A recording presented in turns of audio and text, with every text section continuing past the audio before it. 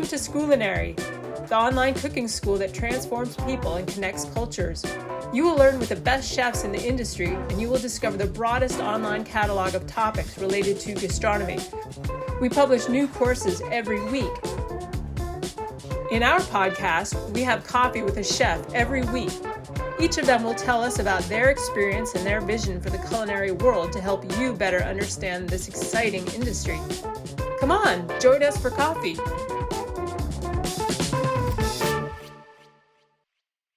So today we are with Kseniia Amber, a restaurateur and entrepreneur who's set on elevating the cuisine of her native Ukraine to the world stage. Kseniia opened Frabule, which specialized in French classics based on Ukrainian ingredients in Odessa in 2015, and quickly established herself as one of the most creative chefs to introduce innovations and rethink traditions in the culinary arts. Known primarily for her research and knowledge of the history of Ukrainian and Odessa cuisine, she works in a casual style, using fine dining techniques, and possesses an excellent knowledge of food chemistry and physics. Hi, Kseniia. Welcome and thanks for joining us for coffee. Hello, guys. Nice to hear you. Before we begin, do you drink coffee? No, I'm okay. Is there any other beverage that you prefer? I usually use the sparkling water with a little bit lemon or some citron. So, Oh, excellent. So, if you would please, can you tell us a little bit about yourself, in your own words, who you are, where you're from? That's so that our listeners can have a chance to get to know you a little bit better. well, I'm from Odessa. This is the southern part of Ukraine. I was born here, so I lived here for years and years. Mostly all of my relatives from Odessa, my mom and my dad, of course. Well, we have a pretty strong Jewish heritage here. So my grandmother is not orthodoxical Jewish, but still. At first I wasn't a chef, or I didn't even cook a lot. I wasn't a ceramic artist, but of course my grandmother taught me a lot, so she taught me how to cook, how to do it perfectly, and how to do it correctly, I can say. So I was interested in culinary arts just a little bit, but not that much.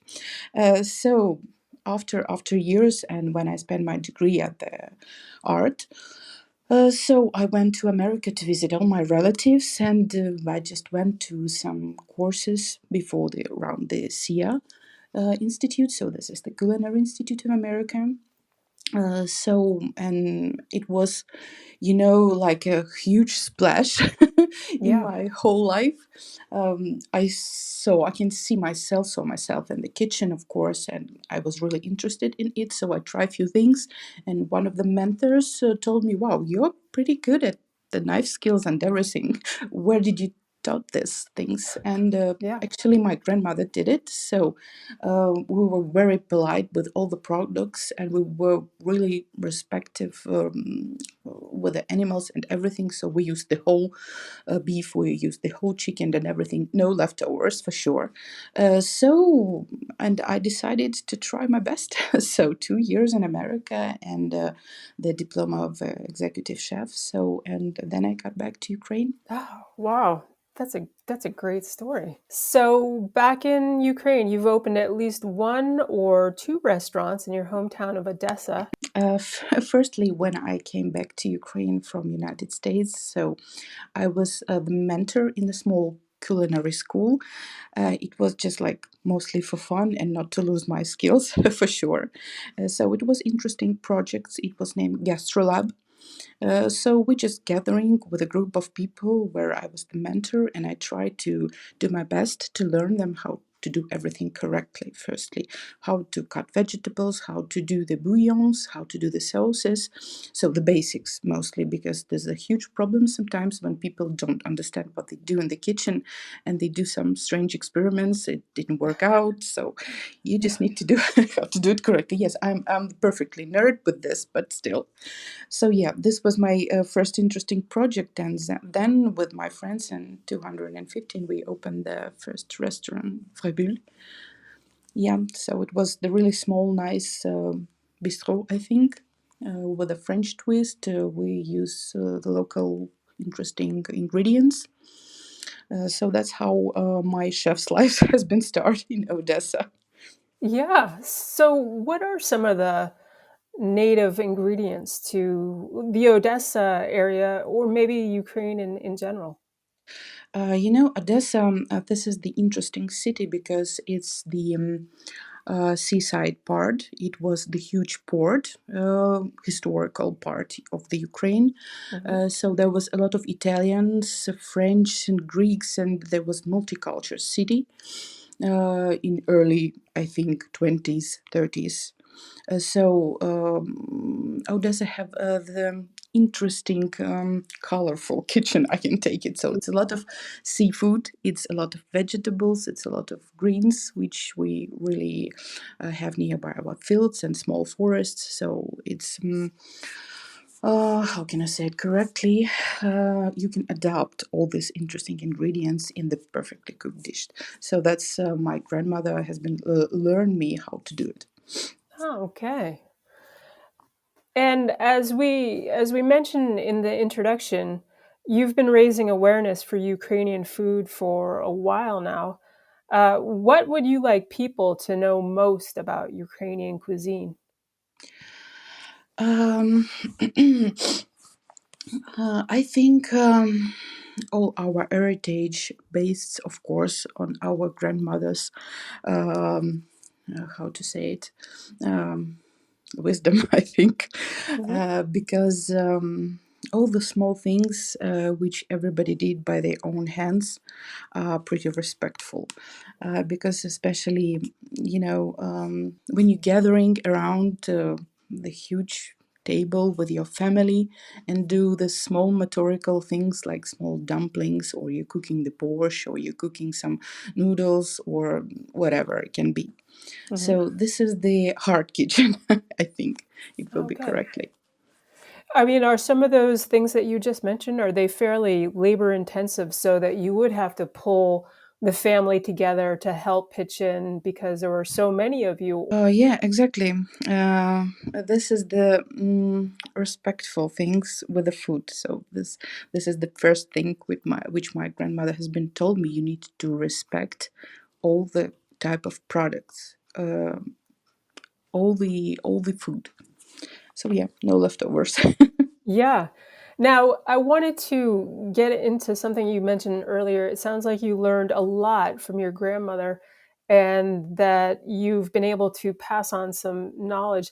Just curious, out of curiosity, what is your mentoring style?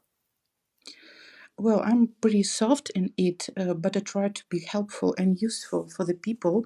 I try to explain them, as I already told, how to do it correctly, how to combine ingredients correctly, which reaction with another type of reaction is connects perfectly. So I try to explain them how can you use all the basic knowledge to make your dish perfect. I think it will be correctly to say, Yeah. Yeah. because it's all about the chemistry and physics on the kitchen. You need to know about all the reactions that you use, like why the baking is usually smells nicer than boiling like this. And you brought up the question. So, can you give us a little insight into why that might be? This is because of the my art reaction.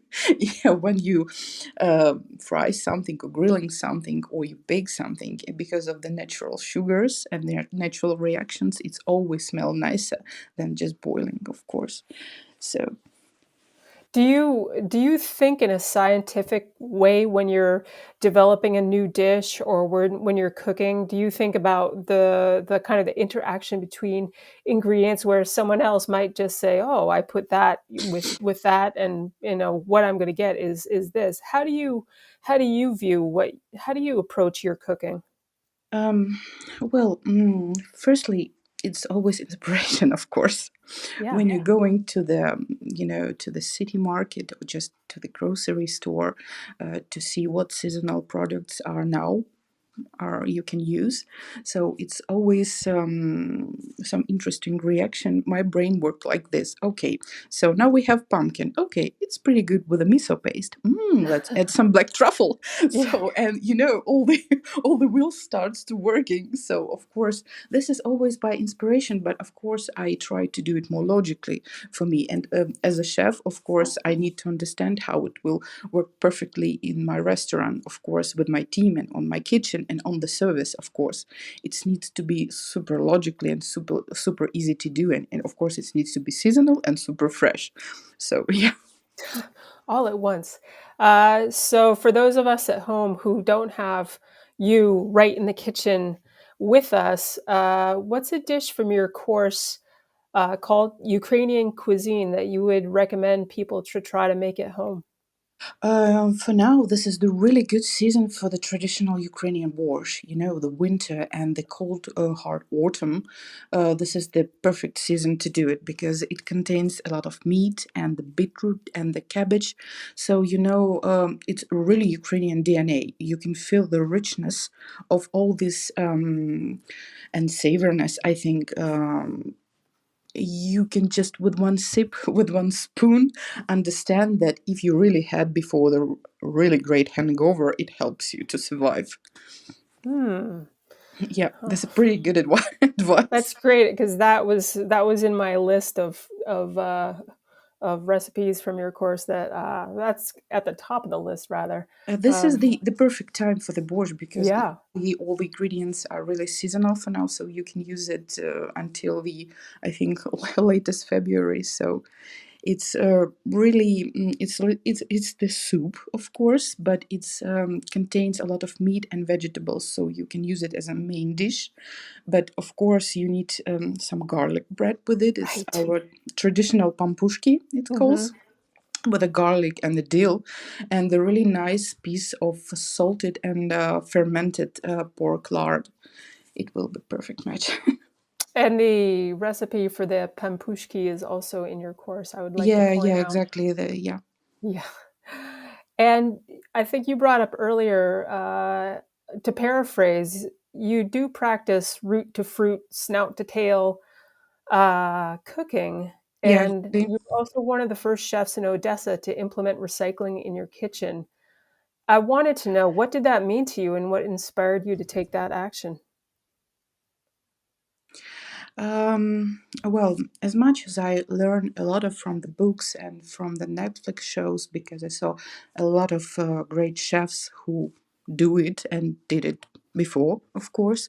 So I try to adapt our kitchen to do it perfectly for us, because all these leftovers. It can be really useful for you because some of the parts I can use for compost for my mother's garden, which we usually use during all the summer, and all the vegetables and edible herbs was like from my mom's garden to the table of the restaurant to the Hmm. service. So yeah, we work like this.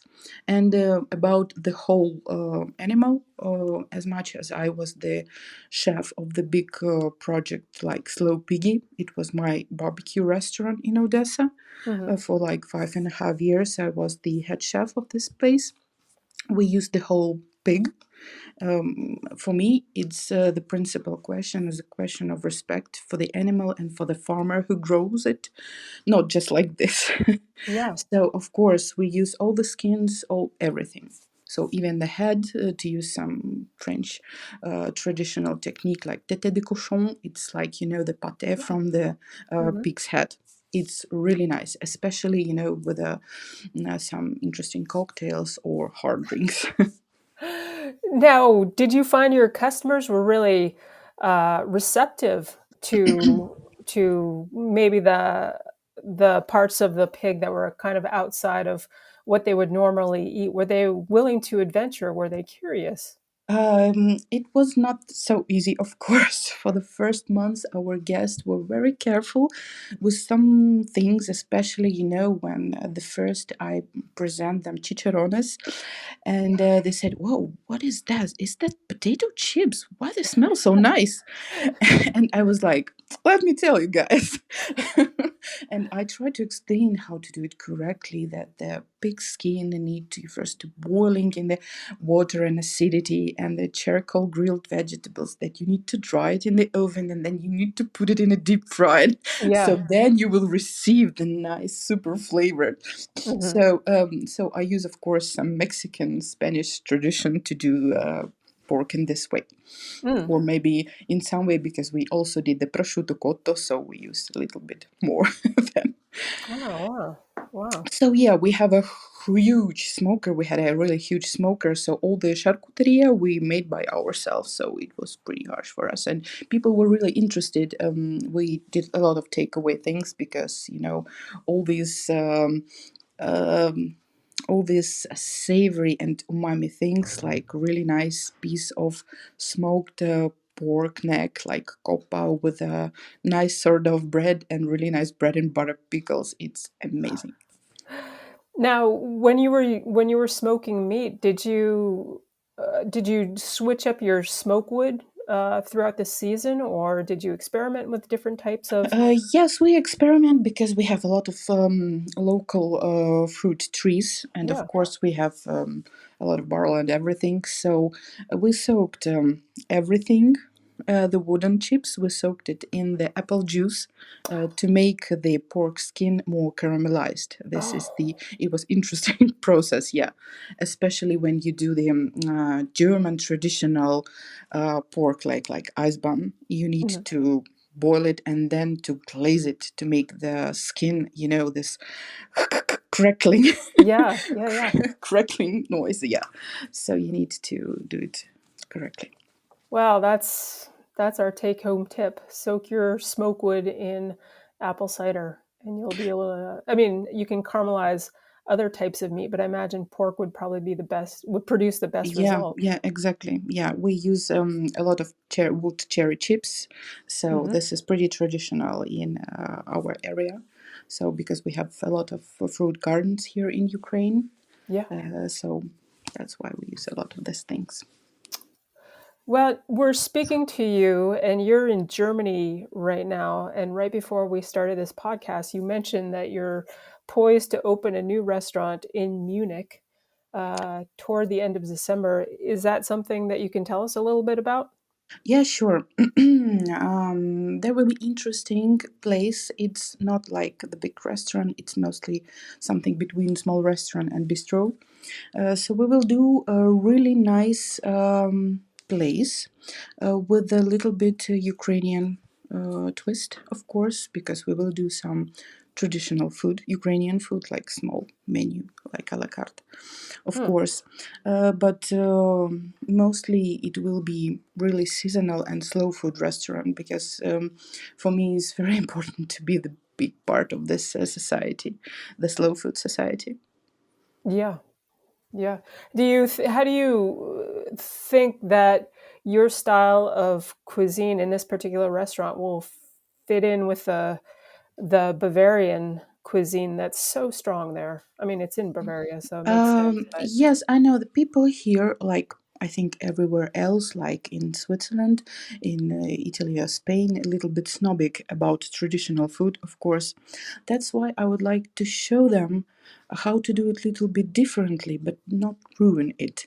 Do it with a really interesting twist, yeah. uh, but they need to be curious in it. And I understand that will be because, as I already told you, there's a lot of young people which like to know something new, to try something new. So I have some experience how to please some snobbic people. So I will do my best. Ah, so that will serve you well in your new restaurant endeavor. For um, listeners who haven't yet seen your Meet Your Instructor video for your course, they can learn how the current war in Ukraine has affected the food industry there. And they can also learn how much storytelling goes into your food. And I was wondering if you could give us some examples of how the dishes you create provoke an emotion. of course, for me, when I cook something traditional, it's always from the bottom of my heart because all this food, this is from the home. In the course, I introduced different food from the different part of Ukraine. So for me, it's a little bit emotional always because Mm. when I'm somewhere not in Ukraine, when I'm a lot of kilometers away, I remember always when we're gathering in our small kitchen at my grandmother's house, and we do some. Pampushki, and we do some borscht, and we do some crispy polenta. It's like banosh with a traditional super savory cottage cheese and some pork skin cracklings. So all this food for me is very emotional, always emotional. Sure. And during all previous year, I lived in the Switzerland in the French part. I was in the charge of the kitchen in the really nice hotel, Mm. where I tried to show to Swiss people how in Ukraine, how the heritage in Ukraine is look like. So during all the winter we serve the borscht, the Mhm. red borscht, and during all the spring we serve the green borscht with a sorrel. Mm, Oh yeah. and it has a really great feedback because we have full seat just to eat the borscht. During the balloon festival, which was in the January, yes, we have mostly Ukrainian families. They knew about me, and they came just to try and support. It works like this in our country. Ah. Yeah. Well, you also might have likely provided some sense of comfort for Ukrainians who were not able to be in Ukraine. Yeah, yeah, Uh, sure.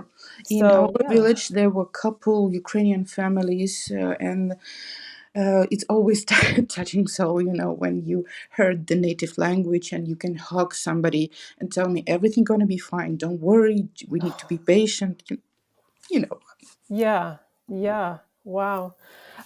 Do you think you will go back for the balloon festival this coming January, or will you be really No, I busy? think I will be I will be in the new place.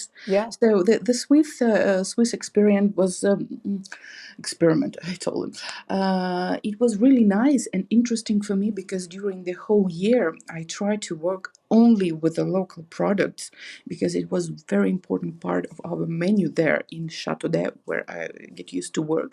Hmm. And it's interest. The interesting thing was that was only two people in the kitchen: me and my sous chef, my best friend Marina. She's a pastry chef, so we did everything. So like everything together, just two of us. It was a really amazing experience for me. I felt myself like I'm a superwoman, so I can feed 50 people per one time. Yeah. Wow, that's a nice skill to have for sure. Yeah, yeah. So we have a pretty interesting garden nearby the restaurant, our garden. So we use a lot of herbs and vegetables. It was from garden to the table to the service. So it was interesting experience for me too because the herbs was a little bit differently Hmm. from Ukrainian, of course, and we use a lot of herbs from the forest. So it's basic knowledge too. Oh yeah. So, from Germany, if you can look back or look over toward Ukraine, uh, we certainly hope the war there ends soon. What would you like the restaurant industry in Ukraine to look like in the future? The war has been changed a lot through the mind, understanding in our people, to our people, and of course to the chefs. Yeah. They help from the first day. Almost all our Ukrainian chefs help to support the army. They totally feed them 24/7. Wow. So, uh, and I understood. I always thought that our Ukrainian chefs don't care about some details, uh,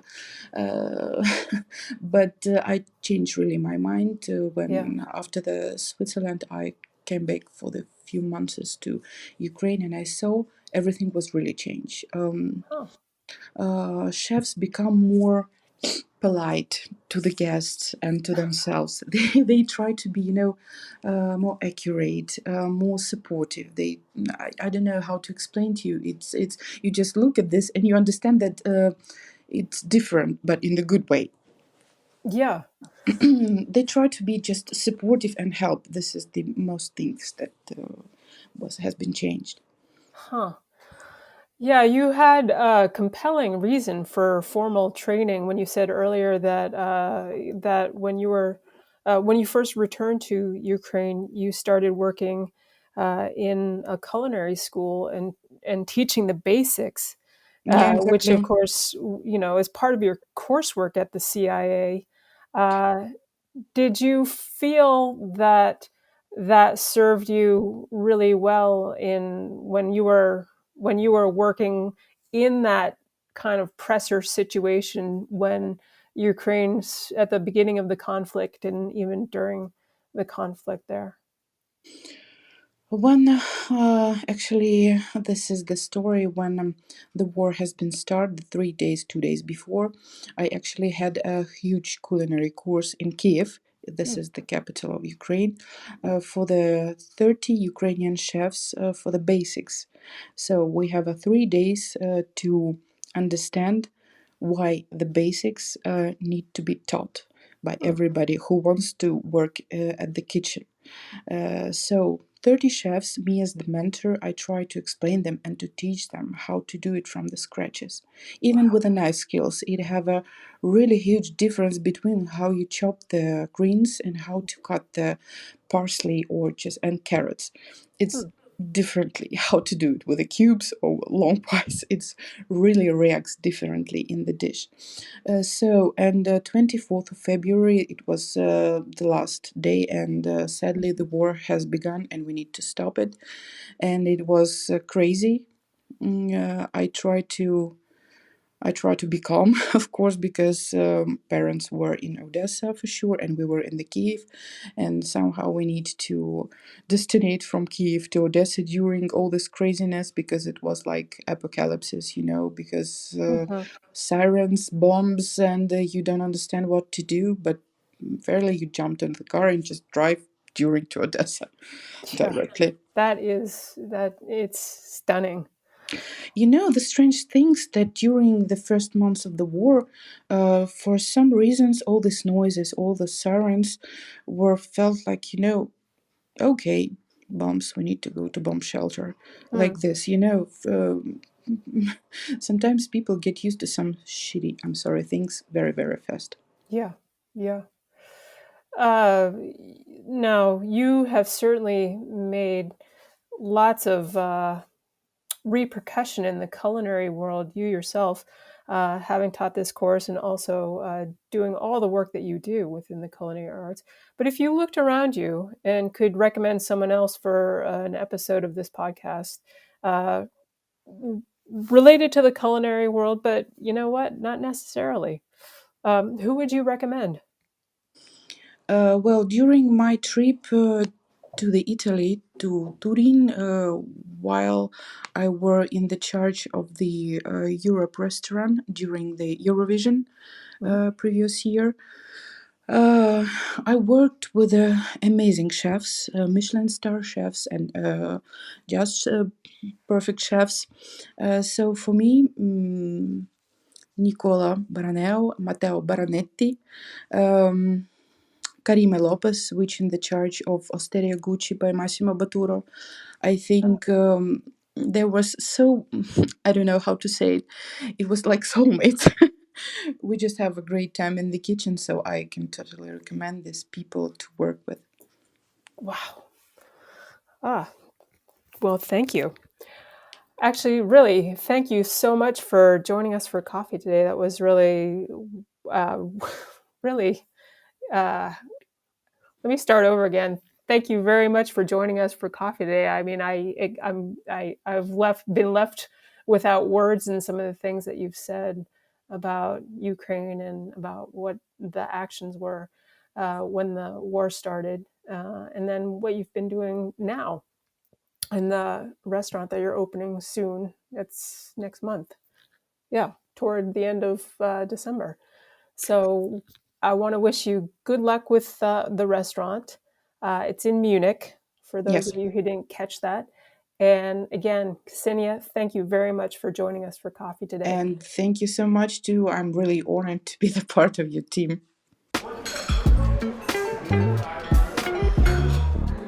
If you liked this episode, don't miss an episode by becoming a member.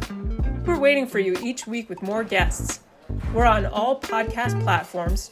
Just search for Coffee with Scoolinary. We're also waiting for you at our website and on our social networks, where you can get to know all our courses and teachers.